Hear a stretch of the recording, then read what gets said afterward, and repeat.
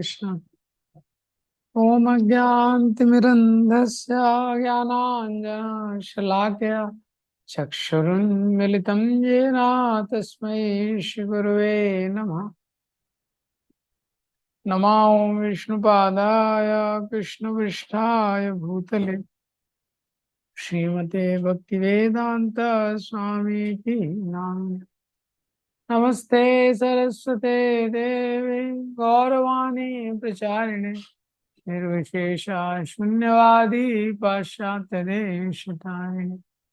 जय श्री कृष्ण चैतन्य प्रभु नित्यानंद श्री अद्वैत गदाधर शिवासादि गौर भक्तवृंद। हरे कृष्णा कृष्णा कृष्णा हरे हरे, हरे राम राम राम हरे हरे। हरे कृष्णा। तो हम लोग पढ़ रहे थे भगवत गीता का अध्याय 6। तो इसका एक्रोनिम है इजी। तो ई है एनिमी और फ्रेंड। तो 1 से 9 जो श्लोक हैं, जिसमें पहले योगा रुरुक्षु स्टेज का वर्णन है, जो योगा का बिगिनिंग स्टेज है। उसके बाद योगा रूढ़ स्टेज का वर्णन है, जो योगा का एडवांस स्टेज है। लेकिन योगा रुरुक्षु स्टेज से योगा रूढ़ स्टेज में जाने के लिए माइंड बहुत इंपॉर्टेंट रोल प्ले करता है। इसलिए ई फॉर एनिमी और फ्रेंड। ए है अष्टांग योगा। तो 10 से लेके 36 तक अष्टांग योग का डिटेल दिया है। एस है सक्सेस और फेलियर। 37 से 45 जब भगवान अष्टांग योग का वर्णन करते हैं तो अर्जुन को लगता है इसको करना तो बहुत मुश्किल है। तो अर्जुन प्रश्न करते हैं कि जो अष्टांग योग का प्रैक्टिस करता है लेकिन सक्सेसफुल अगर नहीं हो पाता है, कंप्लीशन नहीं कर पाता है, तो ऐसे व्यक्ति का क्या होगा। तो इसीलिए एस फॉर सक्सेस और फेलियर और वाई फॉर योगी। तो 46 और 47, फाइनली 47 में भगवान बताते हैं कि सर्वश्रेष्ठ योगी कौन है। तो पहले सेक्शन को रिसाइट करेंगे इसके। श्री भगवान वाचा अनाश्रिता कर्म फलम कार्यम कर्म करोति या स सन्यासी च योगी च नानिरग्निर्न च क्रिया यम संन्यासमिति प्राहुर्योगं तं विद्धि पांडवा नहीं संन्यस्त संकल्पो योगी भवति कश्चन आरुरुक्षेर्मुने योगं कर्म कारणमुच्यते योगारूढस्य तस्यैवाशमा कारणमुच्यते उद यदा हीनेन्द्रियार्थेषु नाकर्मस्वनुषज्यते सर्वसंकल्पसन्न्यासी योगारूढस्तदुच्यते उद्धारेतात्मनात्मानं नात्मानम् अवसादयेत् आत्मेवि आत्मनो बन्धुरिपुरेव बन्धुरा आत्मैवा रिपुरात्मना बन्धुरात्मा मनस्तस्य येनात्मैवात्मना जिता अनात्मनस्तु शत्रुत्वे वर्तेतात्मैव शत्रुवत् जितात्मना प्रशान्तस्य परमात्मा समाहिता शीतोष्ण सुख दुःखेषु तथा मानपमानयो ज्ञान विज्ञान तृप्तात्मा कूटस्थो विजितेन्द्रिया युक्तिति उच्यते योगी समलोष्ट समकांचन सृहन्मित्रारि उदासीना मध्यस्थ द्वेष बंधुषु साधुषु अपि च पापेषु संबुद्धिर्विशिष्यते। तो पिछली बार हमने श्लोक संख्या 4 तक देखा था, 1 से लेकर 4 तक। तो आज बेसिकली हम लोग चर्चा करेंगे माइंड के बारे में, क्योंकि जो 5वां और 6वां श्लोक है ये डिस्कस करता है how to deal with the mind. क्योंकि जो मन है, चाहे भक्ति का पथ है चाहे अष्टांग योग का पथ है, तो मन का बहुत महत्वपूर्ण रोल है। जो मन का रोल है, क्योंकि मन पे सब कुछ है। मन एक ऐसा टूल है जिसके माध्यम से हम इस संसार में इंटरेक्ट करते हैं। तो मन सूक्ष्म है। जैसे हम देखते हैं शरीर में, जो किसी व्यक्ति से पूछा जाए उसका हार्ट कहाँ है तो इंडिकेट कर देगा, उससे पूछेंगे लंग्स कहाँ है तो इंडिकेट कर देगा, हाँ, तो ब्रेन कहाँ है वो भी इंडिकेट कर देगा, लेकिन माइंड कहाँ है वो इंडिकेट नहीं कर सकता है। माइंड क्या है, सेटल चीज है। वो बोलेगा ब्रेन यहाँ है, हार्ट यहाँ है, लंग्स यहाँ है, लेकिन माइंड कहाँ है उसका। माइंड बहुत सूक्ष्म चीज है जो उसके जीवन को बहुत ज्यादा प्रभावित करता है। तो 5th श्लोक में भगवान बोलते हैं, उद्धारेतात्मनात्मानम नात्मानम अवसादयेत। उद्धार करो अपना, किसके द्वारा, आत्मना आत्मानम। आत्मा शब्द मन के लिए भी यूज होता है और आत्मा के लिए भी। तो उद्धार करो आत्मानम, आत्मना, मन से, आत्मानम, अपने जीवात्मा का, अपने आत्मा का। भगवान बोलते हैं मन के द्वारा आत्मा का उद्धार करो, ना आत्मानम अवसादयेत, ना कि आत्मा का पतन होने दो। मन के द्वारा अपना उद्धार करो, अपने को एलिवेट करो, डिग्रेड मत करो। भगवान ये इंस्ट्रक्शन दे रहे हैं। आत्मे भी आत्मनो बंधु, ये जो आत्मा है, आत्मा शब्द का रिपीटेटिव यूज है। ये जो आत्मा है मतलब ये जो मन है, आत्मा आत्मे भी बंधुरात, आत्मे भी आत्मनो बंधु। ये जो आत्मा है मतलब ये जो मन है यही आत्मा का बंधु है। आत्मा ही रिपुरात्मना, और ये जो मन है यही आत्मा का शत्रु है। तो कैसे कॉम्प्लेक्स है ये मन। भगवान बोल रहे हैं मन से अपना उद्धार करो, मन से अपने आप को डिग्रेड मत करो। फिर दूसरी लाइन में भगवान बोल रहे हैं जो मन है यही बंधु है, यही शत्रु है। तो ये बंधु भी है और शत्रु भी है। तो किसका बंधु और शत्रु है, ये 6वें श्लोक में बोला है। बंधुरात्मा मनस्तस्या येनात्मैवात्मना जिता। बंधु आत्मा मनस्तस्या, ये बंधु है। किसका बंधु है, ये नैव आत्मना जिता, जिसने अपने मन को जीत लिया है, वश में कर लिया है, उसके लिए बंधु है। अनात्मनस्तु शत्रुत्वे, जिसने नहीं जीता है उसके लिए ये हमेशा शत्रु, वर्तेत आत्मेव शत्रुवत, हमेशा उसके लिए शत्रु रहेगा। तो ये 2 श्लोकों का कनेक्शन है। पहले श्लोक में भगवान बोलते हैं मन के द्वारा अपना उद्धार करो, अपना एलिवेशन करो, एलिवेट करो मन के द्वारा, अपने आप को डिग्रेड मत करो। मन तुम्हारा शत्रु भी है और मित्र भी है। दूसरे श्लोक में बताते हैं 6वें श्लोक में किसका मन मित्र है और किसका मन शत्रु है। जिसका मन उसके नियंत्रण में है तो मित्र है, और नहीं तो मन उसका शत्रु है। तो ये जो मन है ये बहुत स्पेशल है, तो इसको समझना बहुत इम्पोर्टेंट है कि ये मन कैसे कार्य करता है, इसके साथ कैसे डील कर सकते हैं। तो समझने मात्र से मन नियंत्रण में नहीं आएगा, लेकिन समझने से भी काफी हेल्प मिलेगा।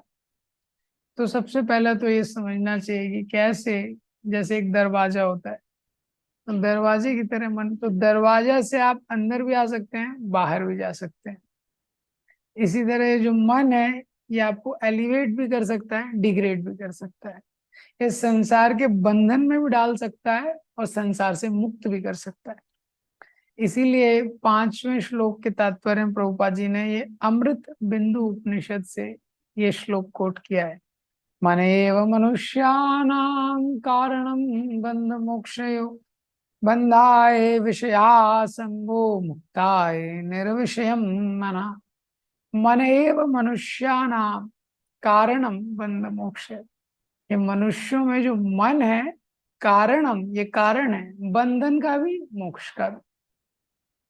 बंधाय विषयासंगो, जब भी ये मन विषयों में आसक्त हो जाता है बंधन का कारण हो जाता है, और यही मन जब विषयों से मुक्त हो जाता है तो मुक्ति का कारण हो जाता है। ऐसा है। तो माइंड बड़ा सूक्ष्म है ये। तो ये कैसे कार्य करता है इस संसार में, ये कैसे ये एक ही मन व्यक्ति को एलिवेट भी कर देता है, व्यक्ति को डिग्रेड भी कर देता है। हाँ, तो हम लोग देखते हैं कि मन कैसे कैसे फंक्शन करता है, इसके अलग अलग फंक्शन है। तो मन में बहुत सारे इम्प्रेशन है, ये स्टोर हाउस है इमोशंस का, इम्प्रेशंस का, एक्सपीरियंसेस का, इसमें ये सब स्टोर है। ऐसा है, इसकी बहुत सारी आदतें पहले से ही लग चुकी हैं। जैसे एक पायलट होता है ना, ऑटो पायलट मोड पे प्लेन जब टेक ऑफ करता है, लैंड करता है, तो पायलट अलर्ट रहता है। लेकिन काफी टाइम क्या होता है, प्लेन ऑटो पायलट मोड पे चलता है, पायलट बैठा रहता है पीछे, वो अपने आप बाकी ट्रेजेक्ट्री पे चल रहा है। ये ऐसे ही जो माइंड है उसको एक हैबिट लगी हुई है, बहुत सारी हैबिट लगी हुई है। जिस तरह हम हर चीज कॉन्शियसली नहीं करते हैं, कुछ चीज करने लगते हैं, वो हैबिट हो जाती है, वो अनकॉन्शियस हो जाती है। शुरू में छोटा बच्चा होता है, वो जूते के लेस कैसे बांधने हैं उसको पता नहीं है, तो उसको पेरेंट्स सिखाते हैं, वो कभी कभी गलत लेस बांध देता है, इधर का उधर बांध देता है, समझ नहीं आता उसको। लेकिन एक बार वो सीख जाता है तो उसको कॉन्शियसनेस नहीं लगता, अनकॉन्शियसली हम बहुत सारी चीजें करने लगते हैं। ये कैसे होता है, कि माइंड उसको ऑटो पायलट मोड में डाल देता है।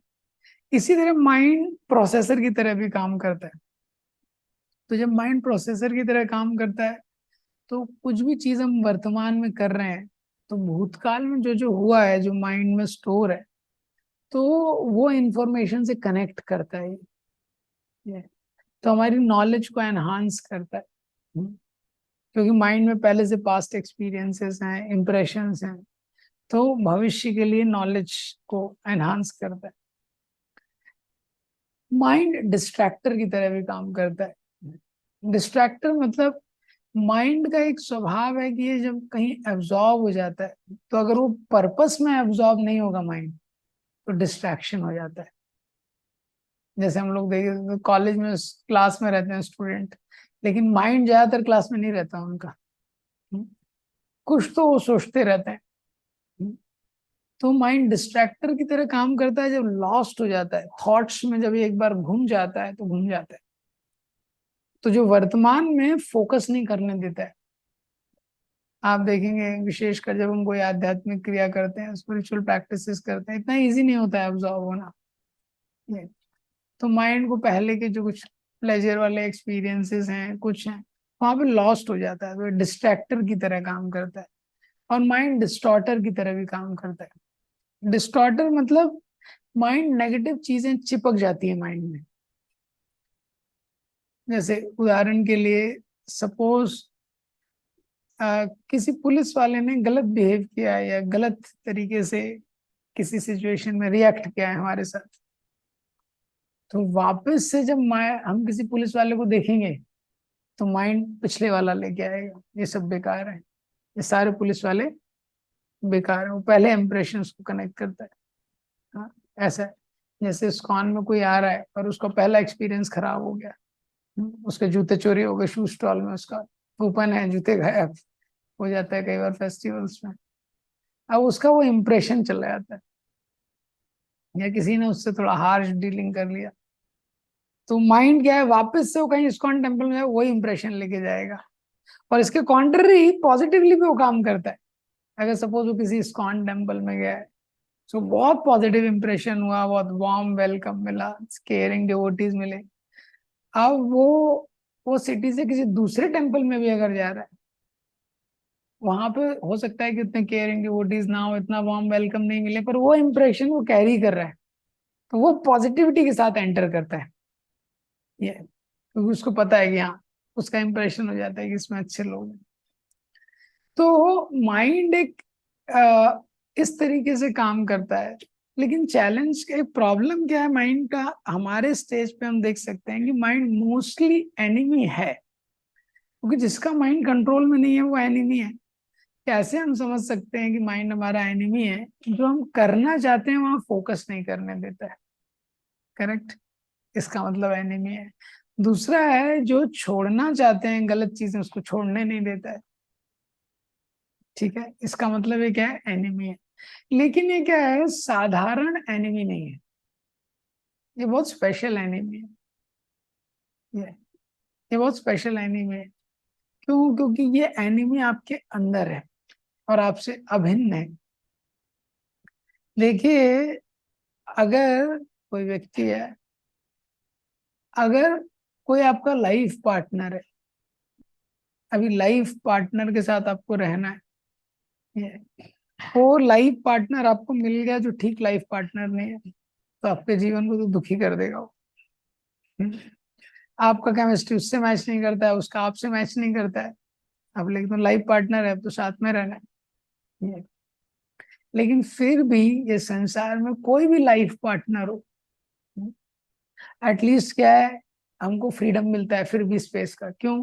क्योंकि हम लोग जॉब में जाते हैं, तो जॉब में हमारा जॉब अलग है, उसका जॉब अलग है। जॉब में हमको थोड़ा टाइम मिलता है, कभी सोशल फंक्शन में जाते हैं तो और फ्रेंड्स से मिलते हैं, तो मौका मिलता है ना।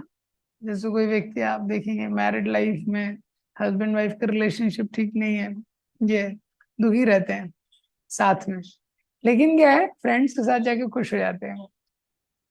तो फ्रेंड्स के पास आते हैं तो उनको लगता है चलो यार थोड़ा ब्रेक मिला, शांति मिली। फिर किसी सोशल फंक्शन में जाते हैं और लोगों से मिलते हैं, उनको थोड़ा सांत्वना मिलती है। लेकिन अगर सपोज आपका ऐसा एक लाइफ पार्टनर है, एक सेकंड के लिए उसको आप छोड़ नहीं सकते। हम्म? एक सेकंड के लिए आप छोड़ नहीं सकते, और वो पूरा आपके अगेंस्ट काम कर रहा है, तो कैसी स्थिति हो जाएगी। हाँ, तो माइंड एक ऐसा लाइफ पार्टनर है, छोड़ सकते हैं माइंड को, एक सेकंड के लिए नहीं छोड़ सकते हम लोग। और ये हमारा शत्रु है, क्योंकि कॉन्स्टेंटली प्लानिंग करते रहता है, कॉन्स्टेंटली प्लानिंग करते रहता है, और ज्यादातर हमको पर्पस से डिस्ट्रैक्ट करता है। जब स्टूडेंट की एज है तो पढ़ने पे फोकस नहीं करने देगा, जब जॉब की एज है तो कैरियर पे फोकस नहीं करने देगा। Is it not? Mind is like that. और स्पिरिचुअल लाइफ करेंगे तो शास्त्रों पे फोकस नहीं करने देगा, चैंटिंग पे फोकस नहीं करने देगा, और हमेशा हमको इसके साथ रहना है, माइंड के साथ।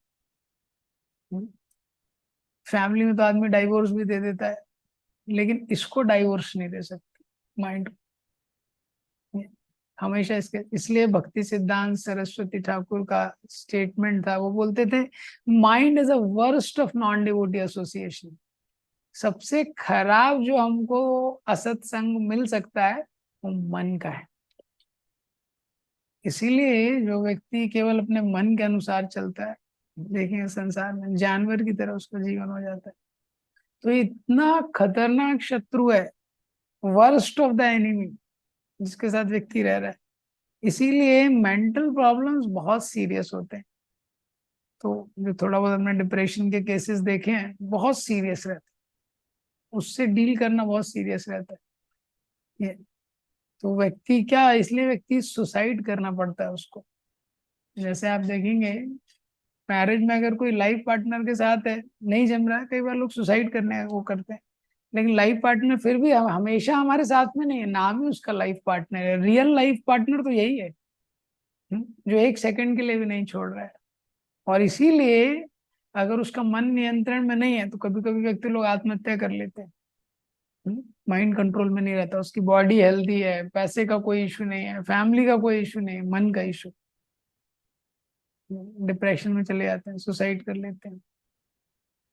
तो बहुत ही खतरनाक है ये माइंड। ये अभी जो माइंड है, ये ऐसा है कि हम इसको डाइवोर्स दे नहीं सकते, इसको छोड़ सकते नहीं हम ये। और माइंड क्या है, बहुत शक्तिशाली है। तो अगर कोई व्यक्ति है उसके साथ आपको हमेशा रहना है, वो आपके अगेंस्ट है, लेकिन बेचारा दुबला पतला है, शक्तिहीन है, तो कोई दिक्कत नहीं, हैंडल किया जा सकता है। लेकिन इसी चैप्टर में आगे भगवान बताएंगे, चंचलम ही मना कृष्णा प्रमाथि बलवत्रणम तस्याम निग्रहम मन्ये वायुर सुदुष्करम। इतना शक्तिशाली है, बलवद, दृढ़म, जिद्दी भी है, पागल भी है। सारे कैरेक्टरिस्टिक इसमें जोड़ दिए। ये तो इतना शक्तिशाली व्यक्ति है, उसके साथ आप रह रहे हैं, हमेशा आप रह रहे हैं, एक सेकंड के लिए आपको छोड़ता नहीं है, आपके अगेंस्ट है, और जिद्दी है, इसने कसम खा रखी है इसका तो मैं नाश करके, इसको मार के ही रहूंगा, मैं जीवात्मा को नष्ट करके रहूंगा, कसम खा रखी है ये। तो ये मैं इतने सारे एडजेक्टिव्स क्यों बता रहा हूँ, वी हैव टू अंडरस्टैंड, ये समझने के लिए कि हमारा रियल चैलेंज इंटरनल है। जीवात्मा के लिए मेन चैलेंज अंदर का चैलेंज है, बाहर का चैलेंज नहीं है। मेन चैलेंज मन का है, ये मेन चैलेंज है उस व्यक्ति के लिए। ये। तो जैसे कभी मूवी में देखते हैं ना, एक विलन रहता है, वो किडनैप कर लेता है बच्चे को। ये। अब वो विलन बहुत शक्तिशाली है, उसके हाथ में गन है, सब कुछ है, बच्चा छोटा सा है। ऐसे ही मन ने आत्मा को अभी पकड़ रखा है, हमको पकड़ के रखा है। ये। तो पुलिस वाले भी कुछ करवा छुड़वाना चाहते हैं उसको, तो वो बच्चे को गन लगा देता है। वो जो विलन होता है। हम्म, देखा है आपने? तो ऐसे ही इस तरह का ये जो क्रेजी माइंड है, इसने कैप्चर कर रखा है। इसलिए हमारे साथ क्या क्या हमारे माध्यम से करवा लेता है मन। हम्म, कितनी कितनी गलत चीजें जीव कर लेता है। कुछ बोलता है, कितनी गलत हैबिट्स उसकी हो जाती हैं, किससे कैसे व्यवहार कर रहा है। ये। उसके बाद कभी लेमेंट करता है, कुछ करता है। पागल बना देता है व्यक्ति को मन। ये। तो इतना डेडली है ये। अब क्या है, ये तो कुछ सिम्टम है मन के जो मैंने बताया।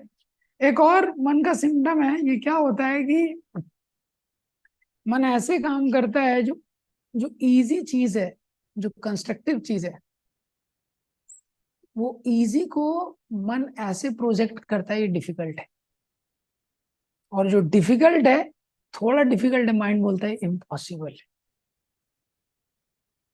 जो भी हम कुछ कंस्ट्रक्टिव करना चाहते हैं, आप देखेंगे जीवन में, भक्ति योग का पथ ऐसा है, इसमें हमको गोवर्धन नहीं उठाना है, हमको ऐसा कुछ पहाड़ नहीं उठाना है। बहुत ही सुसुखम कर तुम अव्ययम, सुख से भरा हुआ पथ है ये। श्रवणम कीर्तनम विष्णु स्मरणम पाद सेवनम अर्चनम वंदनम दास्यम साख्यम आत्मनिवेदनम। सुख से भरा हुआ पथ है।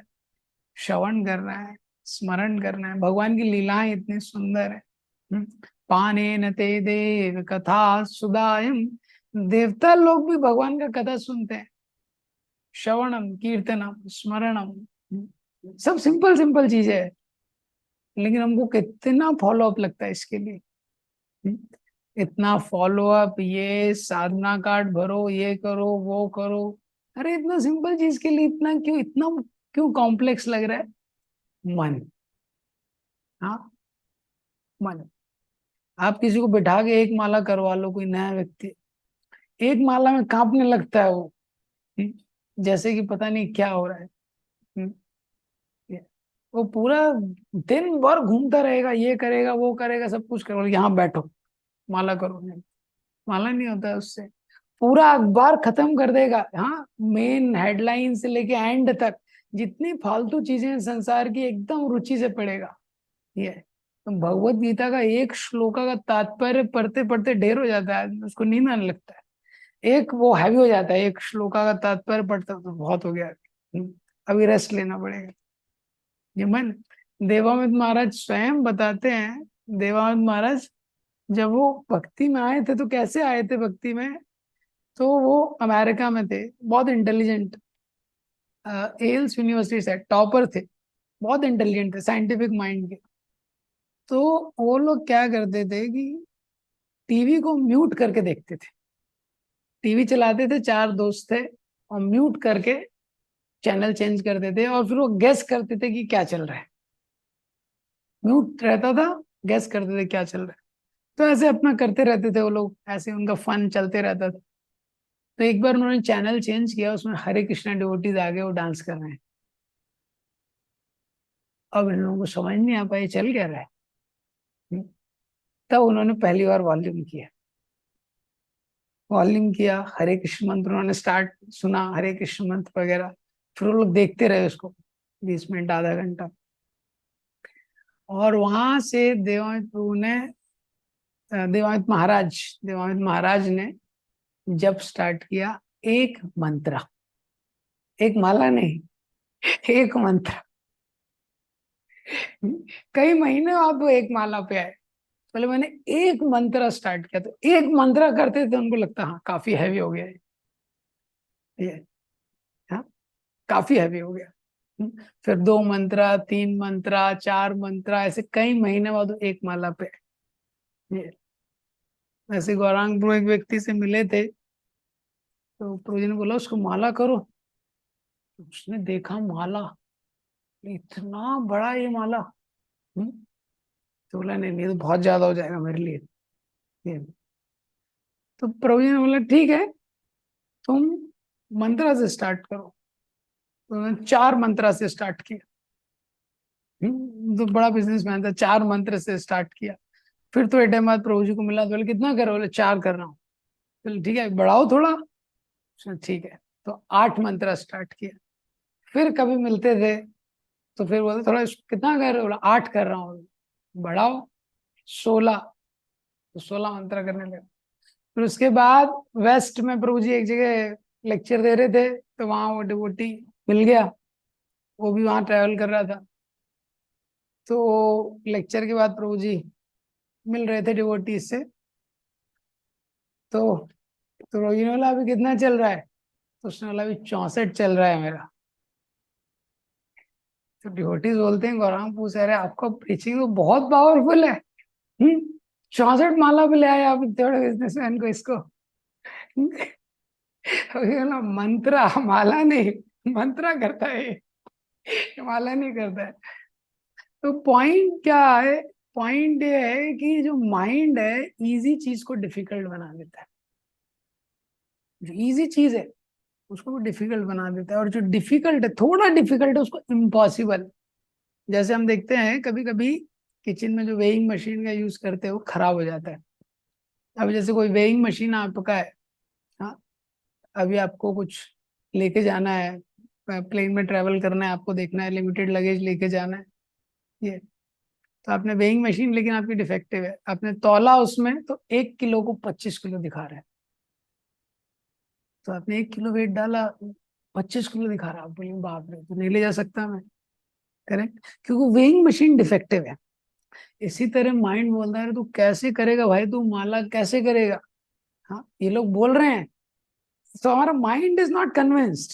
Many times we are hearing lecture but we are not convinced. कोई डिवोटी बोलते हैं आप प्रभुपाद बुक पढ़िए, माइंड इज नॉट, अरे कैसे प्रभुपाद बुक कैसे पढ़ेंगे हम, माइंड इज नॉट कन्विंस्ड ये। और इसीलिए हम इंद्रिय तृप्ति छोड़ते नहीं है। हाँ, we say sense gratification is bad but we secretly disbelieve it. Mind believe नहीं करता है। और जो स्पिरिचुअल प्रैक्टिस होते हैं उसमें बिलीव नहीं करता है कि ये कर सकते हैं। तो we tell you daily we should try to hear lecture. तो माइंड बोलता है अरे डेली सुनो, कैसे लेक्चर सुन सकते हैं ये। तो जो इजी चीज होती है उसको माइंड डिफिकल्ट बना देता है। तो जो 1 किलो को 25 किलो दिखा रहा है, हाँ, तो 25 किलो को कितना दिखाएगा।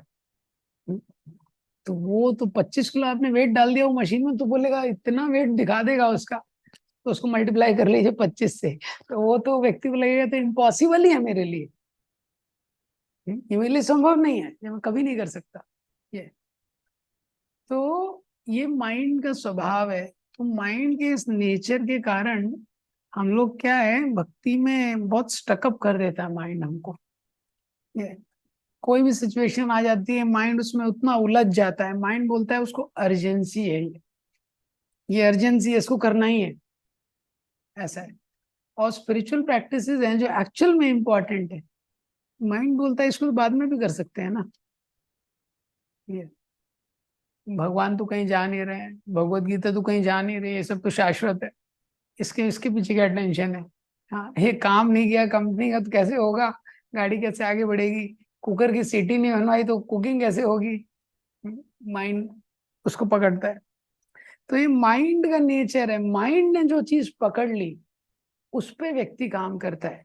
जो माइंड पकड़ लिया ना, वो व्यक्ति वो चीज को सीरियस लेता है। जब माइंड ने जिसको पकड़ ली, तो माइंड जनरली क्या रहता है, जो फ्रिवोलस होता है उसमें सीरियस हो जाता है। जो फ्रिवोलस चीज है, जो इतनी इंपॉर्टेंट नहीं है, उसमें कई बार बहुत सीरियस हो जाता है।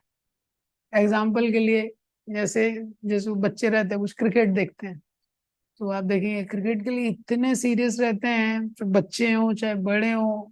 अभी इंडिया पाकिस्तान का मैच है तो छुट्टी ले लेंगे, छुट्टी लेके। हाँ, वहां पे भी देख सकते हैं वो ऑफिस में, लेकिन फिर भी इतना कंसंट्रेशन, फोकस, एब्जॉर्प्शन वो नहीं होगा। तो छुट्टी लेके वो टीवी के आगे बैठते हैं। तो एक तरह से फ्रिवोलस है, क्योंकि वो तो टीवी के आगे बैठे हैं ना, उसके बैठने से तो कुछ हो नहीं रहा है, ना उससे कुछ टीम का परफॉर्मेंस इंप्रूव हो रहा है। लेकिन माइंड बोलता है अरे इंडिया पाकिस्तान का मैच सीरियस चीज है ये, बहुत सीरियस चीज है। तो इतनी फ्रिवोलस चीज है, उसके लिए वो छुट्टी ले रहा है। हम्म। और आप उसको कभी मंदिर में बुला लो तो अरे वीक, वो इसलिए हमको सारे प्रोग्राम वीकेंड में कराने पड़ते हैं, और वीकेंड में भी इनविटेशन दे के लोगों को बुलाना पड़ता है, उसमें भी फ्री प्रसादम है, तभी भी मुश्किल हो जाती है। हम्म। तो इतनी सीरियस चीज, बोले मंदिर तो जाते ही रहेंगे। और कब आते हैं लोग, आप लेक्चर का टाइम रखिए 5 बजे, हाँ, तो 5:30 बजे कुछ लोग, सहस्त्रा नाम मनुष्येषु कश्चित यत्ति से, हजारों में से कुछ जो गिने चुने वो 5:30 से आना शुरू करते। ये तो, और एक्चुअल काउंट कितना है जो लेक्चर में आ रहा है वो आपको प्रसादम के टाइम ही पता चलता है। माइंड क्या है, जो एक्चुअली इंपॉर्टेंट चीज उसको सीरियसली नहीं लेता, उसके प्रति वो फ्रिवोलस हो जाता है। जैसे कॉलेज में भी स्टूडेंट है तो स्टडी को जल्दी सीरियस नहीं लेगा। अब कॉलेज का एनुअल फंक्शन है, उसमें कितनी सीरियसनेस है, एकदम एकदम सीरियसनेस है, क्या तैयारी करनी है, क्या परफॉर्मेंस करना है, कैसे करना है। तो ये सब माइंड का नेचर है, ये क्रेजी माइंड है। इसलिए तो ये माइंड से को समझना इंपॉर्टेंट है कि माइंड हमारे साथ कैसे डील कर रहा है। माइंड से हम डिफरेंशिएट नहीं हो सकते। तो जैसे कोई मूवी है, तो मूवी में दो पार्टी रहती है, एक विलन रहता है, एक विलन जो रहता है वो अत्याचार कर रहा है, और एक विक्टिम पार्टी है जिसके ऊपर अत्याचार हो रहा है। हम्म। तो जो डॉन टाइप रहता है व्यक्ति, जो विलन है, वो अत्याचार कर रहा है, और दूसरी पार्टी जिसके ऊपर अत्याचार हो रहा है। लेकिन अगर विलन और विक्टिम एक ही हो जाए, जो अत्याचार कर रहा है, जो गलत चीजें कर रहा है, हम्म, वो भी कभी कभी विक्टिम हो जाता है। कभी कभी आपने देखा है, तो विलन है, विलन की पार्टी में भी जो उसके नीचे एक लोग है, विलन की पार्टी का कोई व्यक्ति है, वो मेन विलन के लिए बहुत सारा काम कर रहा है वो। हम्म, कोई थोड़ा चोरी करेगा, डकैती करेगा, लेकिन जो मेन विलन है वो इसको ही डबल क्रॉस कर देता है। फिर ये जो जो छोटा विलन था ये विक्टिम बन जाता है। यही विक्टिम बन जाता है। अभी तक ये दूसरों को चीटिंग कर रहा था, लेकिन जो मेन विलन है इसको डबल क्रॉस, इसको ही विक्टिम बना देता है। इसी तरह जो जीवात्मा है उसके साथ यही होता है। तो हमारी लाइफ में मेन विलन ये माइंड है, तो हमसे भी गलत काम करवाता है। हम्म, और हम खुद विक्टिम बन जाते हैं वो कंडीशनिंग्स का। जब व्यक्ति गलत हैबिट्स में लगता है, खुद भी गलत हैबिट्स करता है, और उसके बाद वो हैबिट्स उसको कंट्रोल करती है, वो विक्टिम बन जाता है, क्योंकि इसके पीछे क्या है, ये मेन विलन है। तो एनीवेज माइंड के कैरेक्टरिस्टिक्स तो बहुत हैं ये, लेकिन ये मैंने शॉर्ट कैरेक्टरिस्टिक माइंड की डिस्कस की। अब पॉइंट है इसके साथ डील कैसे करना है, माइंड के साथ सोल्यूशन वाला पॉइंट, माइंड के साथ डील कैसे करना है, इस माइंड को इवेंचुअली हमको फ्रेंड कैसे बनाना है। This is also one important thing. तो पहला चीज है कि हमको ये पता होना चाहिए कि माइंड को डाइवोर्स नहीं दे सकते हैं, इसको हम छोड़ नहीं सकते हैं, लाइफ लॉन्ग हमारे साथ रहेगा, बहुत शक्तिशाली व्यक्ति है ऐसे। तो पहला चीज है, इसके साथ हमको नेगोशिएट करना पड़ेगा। इसको मार नहीं सकते हैं, ना डाइवोर्स दे सकते हैं। कोई अगर आपको शत्रु है, अगर आप उससे दूर चले जाएंगे तो भी आप बच जाएंगे, या शत्रु को खत्म कर देंगे तो भी आप बच जाएंगे। ये दो तरीके हैं। कोई तीसरा तरीका है, तीसरा तरीका है नेगोशिएट करना पड़ेगा। तो अगर इसको मारा नहीं जा सकता है, इससे दूर नहीं जा सकते हम, तो नेगोशिएट करना पड़ेगा। जैसे आप हैं, आपका पड़ोसी रह रहा है, अब लेकिन आपके घर जाने का जो एग्जिट का जो डोर है, उसका एक्सेस पड़ोसी के पास है, जहां से आपको जाना है, तो आपको रोज वहां से जाना है। पड़ोसी से आपकी दुश्मनी है, लेकिन आप घर छोड़ के जा नहीं सकते, है ना।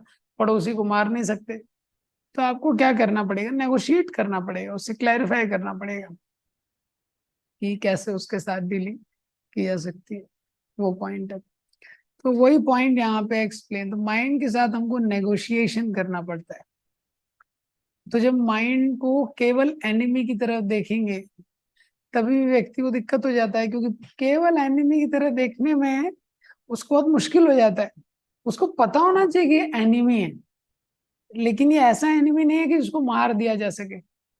ये तो, और अगर माइंड को फ्रेंड की तरह देखेंगे तो भी डेडली हो जाएगा। कोई व्यक्ति सोचता है मेरा मन मेरा मित्र है, तो जो भी मन प्रपोज करेगा, हाँ, मन का मौजी, मन मौजी माया का फौजी, माया के लिए ही काम करता है वो। तो जो माया बोलेगी प्रपोज करेगी वो करता रहेगा दिन भर, तो वो भी डेंजर है। तो माइंड को पेशेंट की तरह ट्रीट करना है कि ये सिक है, हमारा माइंड अभी क्या है, करेंटली सिक है, इसलिए हमको इसके साथ नेगोशिएशन करना पड़ेगा। इसलिए हम नेगोशिएट करते हैं। हम्म? भक्ति में इसलिए बोलते हैं जो माइंड कुछ प्रपोज कर रहा है तो हम इसको क्या करते हैं, पोस्टपोन करते हैं। अनहेल्दी प्रपोजल्स को पोस्टपोन करते हैं, हेल्दी प्रपोजल को इमीडिएटली एक्ट करते हैं। दूसरा क्या है, माइंड के साथ डील करने के लिए हायर पर्पस बहुत इंपॉर्टेंट है। ये क्योंकि मन क्या है, बच्चे की तरह रहता है, चाइल्ड की तरह है। जैसे छोटा बच्चा है, वो शोर कर रहा है, आपने शोर करा एकदम चुप रहो, तो थोड़ी देर के लिए चुप होगा, फिर शोर करने लगेगा। वो चुप नहीं रह सकता ना, वो रेस्टलेस है। ऐसे ही माइंड है। तो उसके लिए क्या है, आप बोलो आप थोड़ा बाहर जाके खेलो, उसको कहीं खेलने में एंगेज कर दो तो वो खेलने में एंगेज हो जाएगा, नहीं तो वो डिस्टर्ब करते रहेगा। इसी तरह जो माइंड है, अगर इसको हायर पर्पस नहीं मिलेगा तो हर चीज डिस्ट्रैक्शन बन जाएगी लाइफ में। जैसे हम लोग फोन यूज करते हैं, तो फोन में बहुत सारे पॉपअप्स आते हैं, बहुत सारे मैसेजेस आते हैं, पर जरूरी नहीं आपको हर व्हाट्सएप देखना है। इतने सारे व्हाट्सएप ग्रुप में लोग जुड़े रहते हैं, बहुत कुछ रहता है। तो व्यक्ति को, अगर जो व्यक्ति फोकस्ड है, तो जब व्यक्ति फोकस्ड रहता है तो उसको पता है मुझे क्या मैसेज देखना है, किसका देखना है, नहीं देखना है, कब देखना है। अगर फोकस्ड नहीं है सपोज, तो माइंड बोलेगा ये इंपॉर्टेंट अर्जेंट मैसेज है। वो फोन नहीं बोल रहा है, वो माइंड बोल रहा है। क्या बोलता है माइंड, ये इंपॉर्टेंट और अर्जेंट मैसेज है, इसको अभी तुमको अभी तुरंत देखना है। इसलिए आप देखिए, जब हमारा कुछ प्लान नहीं रहता है डे का, हम्म, तो ये दूसरा इंपॉर्टेंट स्टेप है हमारी लाइफ में। हमारी लाइफ में पर्पस और प्लान रहना चाहिए अगर माइंड के साथ डील करना है। तो जब दिन भर का प्लान है, अभी क्या करना है, अभी क्या करना है, अभी क्या करना है, कंटिन्यूअस मीनिंगफुल एक्टिविटीज, हाँ, तो जब कंटिन्यूअस मीनिंगफुल एक्टिविटी है एक के बाद एक, तो व्यक्ति उसमें अब्जॉर्व हो जाता है। अब कोई एक्टिविटी नहीं है, तो जब एक्टिविटी नहीं है कोई, तो फिर माइंड टेक ओवर कर लेता है। फिर वो यूजलेस चीज में व्यक्ति को घुमाते रहता है। हाँ, इसलिए वो इम्पोर्टेंट है कि व्यक्ति के लिए कंटिन्यूअस मीनिंगफुल कुछ एक्टिविटी अपने लाइफ में रखे। हाँ, तीसरा चीज है, उसका जो पर्पस है वो बड़ा होना चाहिए। हम्म, अगर उसका कुछ गोल है, या तो बहुत शॉर्ट गोल है, या वो आ, ऐसा गोल है नहीं जिसमें वो एब्जॉर्ब हो सकता है ज्यादा, तो माइंड बहुत रेस्टलेस हो जाता है। इसलिए आप देखेंगे जिस व्यक्ति के जीवन में कुछ हायर गोल है, तो उसको एब्जॉर्ब होना बहुत इजी रहता है। जैसे वो स्टूडेंट है, तो इंजीनियरिंग में 6 महीने लोग कुछ नहीं करते, और जब प्रिपरेशन लीव आती है वो सब खत्म कर देते हैं। ये पावर है एब्जॉर्प्शन की गोल में। अब 6 महीने कुछ गोल क्लियर है नहीं, जैसे पढ़ाई करनी है कि खेलना है कि हेल्थ बनाना है कि जिम में जाना है, क्या करना है, लेकिन जब प्रिपरेशन लीव आती है तब गोल की क्लैरिटी आती है, तो वो माइंड एब्जॉर्ब हो जाता है। तब वो जो सेमेस्टर में नहीं किया वो 15 दिन में कर लेते हैं स्टूडेंट्स। तो हर दिन व्यक्ति जब इस तरीके से प्लान्ड रहता है, स्पिरिचुअल लाइफ के लिए हमको प्लानिंग चाहिए, मटेरियल लाइफ के लिए भी प्लानिंग चाहिए, लेकिन स्पिरिचुअल लाइफ के लिए भी डेफिनेटली प्लानिंग चाहिए। तीसरा चीज क्या है कि माइंड क्या है, टेली मार्केटिंग के लोग होते हैं जैसे, आपने देखा है ना, आपको कॉल करते हैं, अच्छा सर हमारे बैंक में ये खुला लीजिए, इसमें बैंक में अकाउंट खोल लीजिए, इसमें ये सुविधा है, इसमें ये करेंगे, इसमें लोन देंगे, वो देंगे। पता नहीं कहाँ से वो आपका नंबर निकाल लेते हैं कॉल में। जब आपको एक बार पता लग जाए, कुछ टेलीमार्केटर इतने एक्सपर्ट रहते हैं, आपको जिस चीज की बिल्कुल भी जरूरत नहीं है वो ऐसा एडवर्टाइजमेंट करेंगे, आपको लगेगा तो बहुत इंपॉर्टेंट है मेरे लिए। So what is the best way to deal with telemarketers? Don't deal with them. क्योंकि आपने फोन उठा लिया तब तो वो आपको कन्विंस कर देगा। तो इसलिए क्या है, उनका नंबर कई बार जिसको पता लग जाता है व्यक्ति ब्लॉक कर देता है कि हाँ भाई ये तो ये नंबर उसके लिए आ रहा है। तो इसी तरह माइंड से एक वे है डील करने का, नेगोशिएट। एक वे है वी हैव टू इग्नोर। हर चीज जो माइंड प्रपोज कर रहा है व्यक्ति उसी के हिसाब से कर रहा है तो उसको दिक्कत हो जाती है। तो इग्नोर हम कैसे कर पाते हैं? रेगुलेशन की स्ट्रेंथ पे।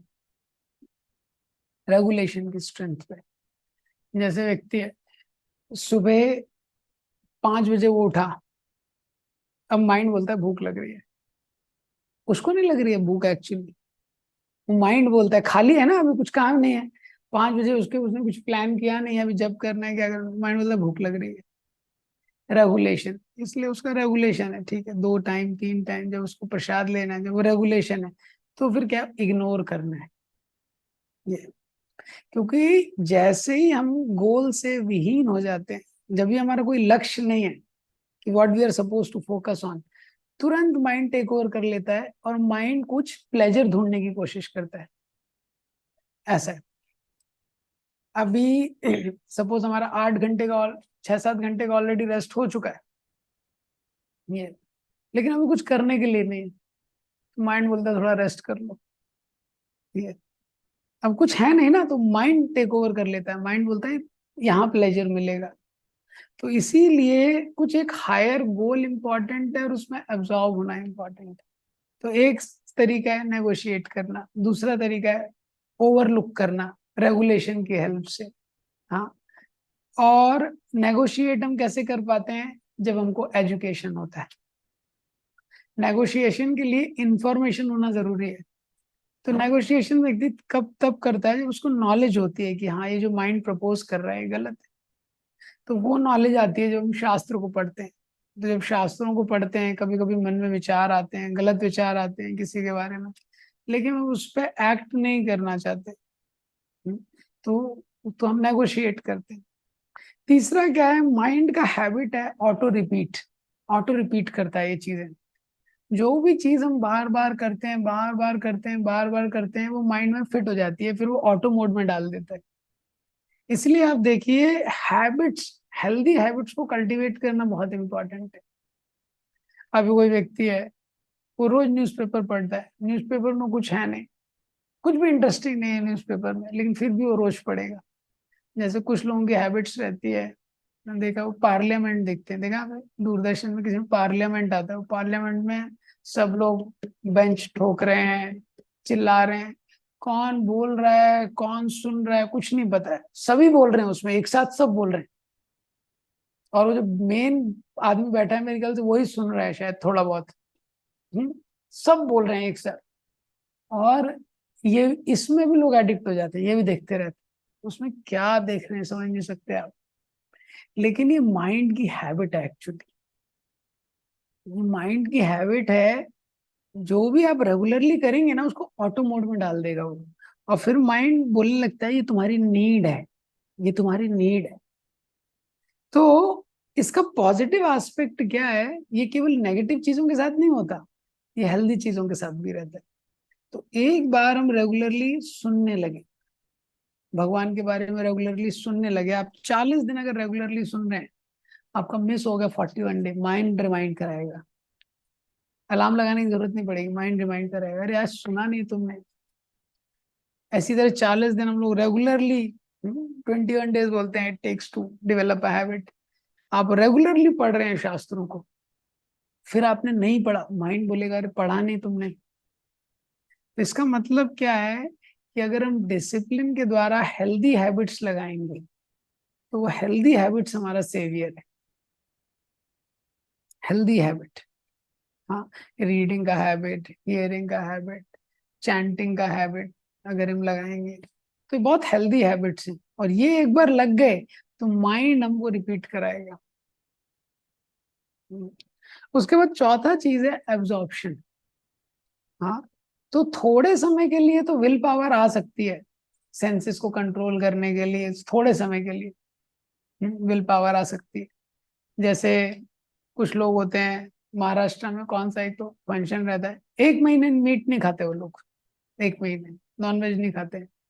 कुछ एक महीना रहता है उसमें 1 महीने नॉनवेज नहीं खाते ये, और 1 महीने के बाद फिर 4 महीने का खाते हैं अकाउंट को बैलेंस करने के लिए।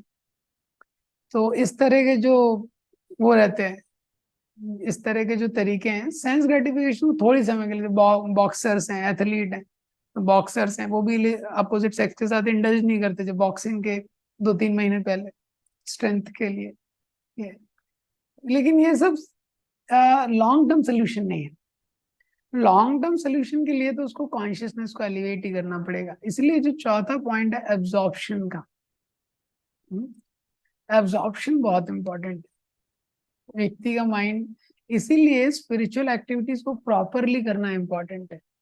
तो मटेरियल एक्टिविटीज को इतना प्रॉपरली हमने किया है कि माइंड अभी तक किशोर कुमार के गाने भूल नहीं पाया है। वो किशोर कुमार के गाने थे और जो भी सिंगर्स के थे अभी तक नहीं भूला है माइंड, क्योंकि इतना एब्जॉर्प्शन उसमें हुआ था। और इसीलिए वापस से थोड़ा अपॉर्चुनिटी मिलता है उस डायरेक्शन में चला जाता है। अब गिरते पड़ते किसी तरह हम लोग भक्ति करने का प्रयास कर रहे हैं, तो उसमें हमको कोशिश करना चाहिए कि हम अपना बेस्ट दें, क्योंकि अगर माइंड यहाँ एब्जॉर्ब हो गया तभी हम बच पाएंगे। अगर माइंड यहाँ एब्जॉर्ब नहीं हुआ तो हायर टेस्ट नहीं मिलेगा। Ultimate solution higher test. तो रीडिंग में, हियरिंग में, चैंटिंग में जब माइंड एब्जॉर्ब होता है तो वो हायर टेस्ट के साथ कनेक्ट करता है ये, फिर वो प्लेजरेबल एक्टिविटी माइंड में रिपीट करने का मन होता है। माइंड बोलता है इसको रिपीट करना चाहिए और करना चाहिए। तो हम लोग जब कभी कीर्तन में बैठते हैं, यात्रा में जाते हैं, कभी लंबा भागवतम पढ़ते हैं, सुनते हैं, और जब उसमें एब्जॉर्ब होते हैं तो हायर टेस्ट आता है। इसलिए स्पिरिचुअल एक्टिविटीज को प्रॉपरली करना ही बहुत इम्पोर्टेंट। ये चौथा चीज है जो बहुत हेल्प करता है माइंड को कंट्रोल करने में ये। इसके बाद पांचवा चीज एक और है कि हमको ये याद रखना चाहिए कि माइंड कंट्रोल में सबमिशन, माइंड कंट्रोल का सबमिशन और ओबीडियंस के साथ बहुत क्लोज कनेक्शन है। माइंड कंट्रोल है चाहे सेंस कंट्रोल है, mind becomes steady by the steady instructions of superiors. तो ये एक और इम्पॉर्टेंट चीज है, mind becomes steady by the steady instructions of superior. तो माइंड हमारा तभी स्टडी होगा जब किसी गाइडेंस में रह के हम चीजों को करेंगे। क्योंकि अब वही चीज है हमको पता है, लेकिन कोई सुपीरियर बोलेगा तो हमको फॉलो करने का शक्ति मिलता है। आप लाइफ में देखेंगे ये। तो बिना सुपीरियर इंस्ट्रक्शंस के जनरली माइंड को कंट्रोल करने में बड़ा चैलेंज आता है। तो उसका सबमिशन के साथ एक कनेक्शन है।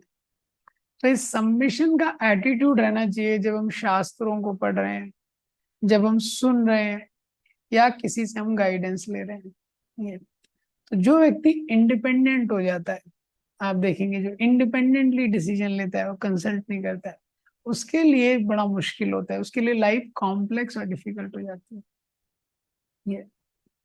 तो ये माइंड एक ऐसा फैकल्टी है जिसकी हेल्प से हम ऊपर भी जा सकते हैं, नीचे भी जा सकते हैं। और एक लास्ट पॉइंट, और बहुत सारे पॉइंट हैं लेकिन इसमें एक पॉइंट ये कि माइंड जैसे कुएं से पानी निकालते हैं ना, कुएं से पानी निकालते हैं, तो आप आपको वो बाल्टी को ऊपर खींचना पड़ेगा जब नीचे है बाल्टी, और जैसे ही रस्सी छोड़ेंगे तो अपने आप बाल्टी कहाँ चली जाएगी, नीचे चली जाएगी। इसी तरह माइंड कैसा है कि you have to push it up और it will be pulled down.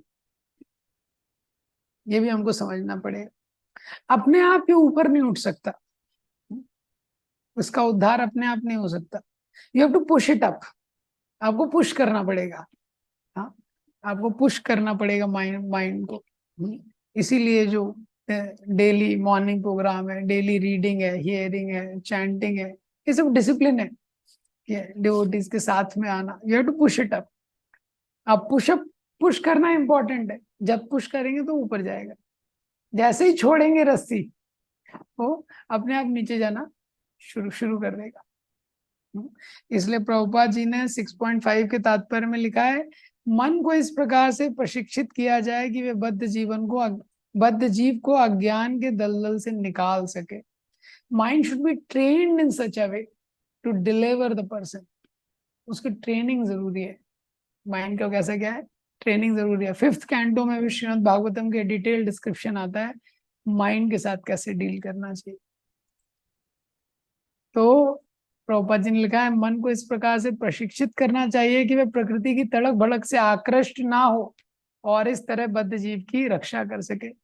मनुष्य को इंद्रिय विषयों में आकृष्ट होकर अपने को पतित नहीं करना चाहिए। ये तो कोई भी योगा सिस्टम है, उसका मेन गोल है माइंड कंट्रोल। माइंड कंट्रोल नहीं है तो प्रभुपाद जी बोलते हैं yoga is waste of time. इसी तरह जो एजुकेशन है वो भी शुरू होती है माइंड कंट्रोल से। पहले जो विद्यार्थी है उनको सबसे पहले गुरुकुल में भेजा जाता था, तो गुरुकुल में वो गुरु के प्रति सबमिसिव रहता था और वहां उसको ट्रेन किया जाता था how to control the mind. और एक बार आपने वो ट्रेन कर दिया, उसके बाद आप उसको कुछ भी सिखा सकते हैं। ऐसा है। तो ग्रंथराज श्रीमद् भगवत गीता की जय, श्रील प्रभुपाद की जय।